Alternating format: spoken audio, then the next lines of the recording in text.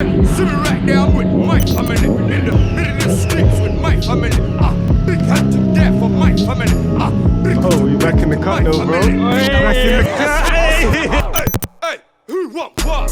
Big fat cool, get caught in your belly. Yes, what's happening? Finally made it onto a track day. It was sick. Managed to come up with some tricks and tips that aren't in your average YouTube, things you should do on a track day. Yeah, watch that, we've read it, we know that, we got the t-shirt. These are the things that people didn't tell me. These are the things that I picked up at the track with people who have been on 1,000,001 track days or ex-racers, club racers. Really gave me the insight that I think I should pass on to you guys. Track is the best time you can have with your mates. There's nothing like it. It's the engine fume, the burning tires, the engine noises you hear in bikes whiz past every 5 seconds, and you're with your brethren, you're with your closest guys that you ride with. You've all committed, you've all paid your money, you all turn up on time, all the organisation is involved, you've made it happen, and now you're at the track day. I think the only thing that tops that is a Euro track day, and we're trying to do that next year, just saying. Whether or not you've got a BSB spec bike, or you've got a Weekend Warrior, that's your road going bike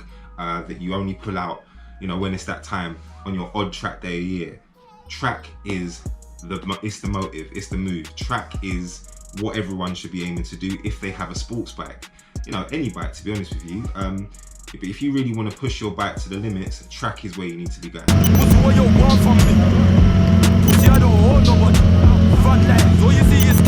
Don't ride to the track, don't do it. People will try and tell you, oh, it's cool, especially if it's a local track. Our local track is Brands Hatch, and you're gonna get the people that say, don't splash out on a trailer or a van, just ride there. Listen, the only way this is possible, in my opinion, is if you are doing an evening only session. If you're doing a full day session, do yourself a favor, get a van, hire a van. We hire a van every single time we go. Eventually, we're probably going to end up buying one. A lot of people buy them. A lot of people use their work vans. Get yourself a van. You've got a shit ton of gear to get down there. You're going with more than one person.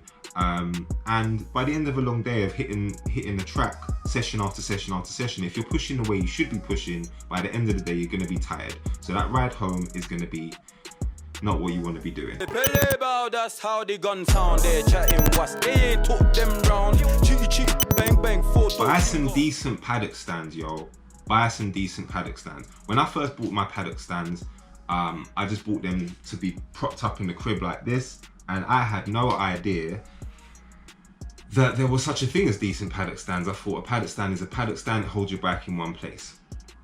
Little did I know that there is a difference, and if you haven't got a solid pair that you're kind of aluminium, they're set, they don't wiggle about. Some of the cheaper ones, honestly, you spend so much time trying to get your bike on and off of them, it's a waste of time, and they don't look as sexy. More than one reason to get yourself some decent paddock stands. My babes off her ring, we're going to war. Load of the bells in the magazine. Tire warmers are such a move. Get you some tire warmers. They're not that expensive.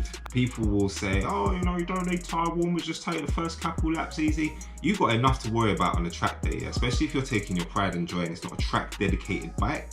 You've got enough on your plate, in your head, to worry about warming up your tires. Get some tire warmers, stick them on, you go out on your session, you still take it easy, you still take the first couple laps easy, but you've got that added assurance and that instant grip when you've got your tire warmers just doing their job.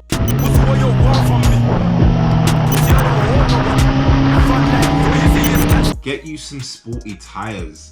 Get you some sporty tires. So, okay, cool. Most people, when they're riding around on a daily basis, they got their small, Road Smart, they're kind of touring, excellent wear, super economical, low performance tires. Okay, this is fine if that's what you're into, if that's your workhorse, but sports bike riders will know already, hopefully, that putting decent rubber on your bike changes the dynamics of your bike entirely.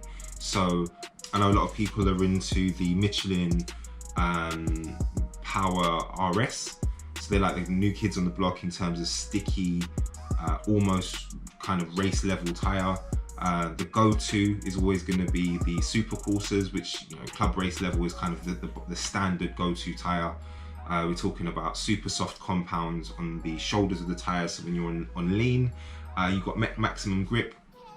Like I said, people will try and say to you that, you know, you can go with your normal tires and you still have a great time.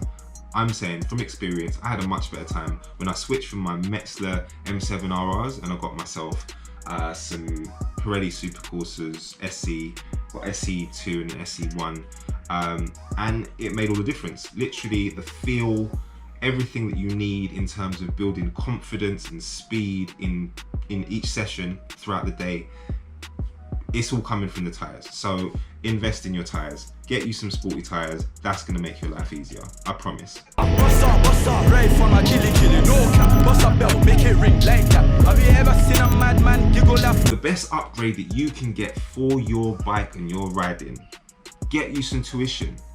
Put the ego down, pick up a phone and get in contact with someone who can give you some track instruction. There's loads of people that do it. MSV have got instructors. I'm pretty sure that No Limits do also. There's loads of independent ex-racers that are out there. There's also race schools. Some of the race schools can be pricey. You know, we're talking California Superbike School, and you've got the BMW Motorrad one that's also quite pricey. You've got some lower priced ones, but still great value, as I've heard, which is like the Ron Haslam School of Racing as well. There's a few out there.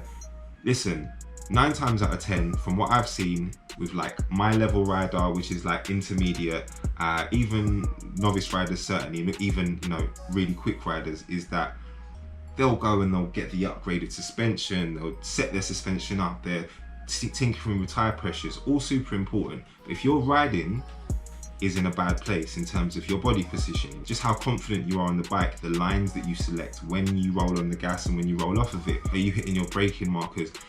You've probably built up such a back catalogue of bad habits that actually someone giving you some professional perspective is going to be head and shoulders above any other upgrade you can stick on your bike. So well worth taking the time to speak to someone and work with someone who can give you that feedback and give you that tuition.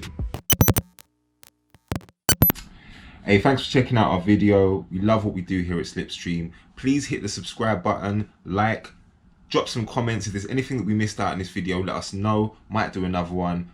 Also, we're on Instagram. Hit us up. We're on Facebook. Hit us up. You know the deal. Nice one.